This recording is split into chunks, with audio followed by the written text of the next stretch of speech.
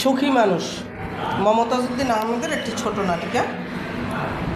মানে নাটিকা কাকে বলে? নাটিকা হচ্ছে ছোট নাটককে নাটিকা বলে। ক্লিয়ার? এর দুটি মাত্র দৃশ্য। কয়টি? দুইটি মাত্র দৃশ্য। নাটিকাটির কাহিনীতে আছে মানুষকে ঠকিয়ে, মানুষের মনে কষ্ট দিয়ে ধনী হওয়া এক মোড়লের জীবনে শান্তি নেই। কি নেই? শান্তি।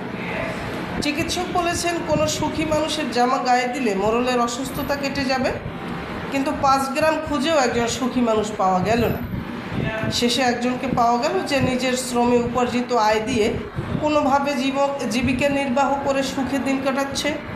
তার কোনো সম্পদ নেই, ফলে চোরের ভয় নেই, সুতরাং শান্তিতে ঘুমানোর ব্যাপারে তার কোনো দুশ্চিন্তাও নেই। শেষ পর্যন্ত সুখী মানুষ একজন পাওয়া গেলেও দেখা গেল তার কোনো জামা নেই। সুতরাং মোড়লের সমস্যার সমাধান হলো না। নাটকের মূল বক্তব্য, সুখ একটা আপেক্ষিক ব্যাপার। একজনের অনেক সম্পদ থেকেও সুখ নেই, আবার আরেকজন কিছু না থাকলেও সে সুখী থাকতে পারে।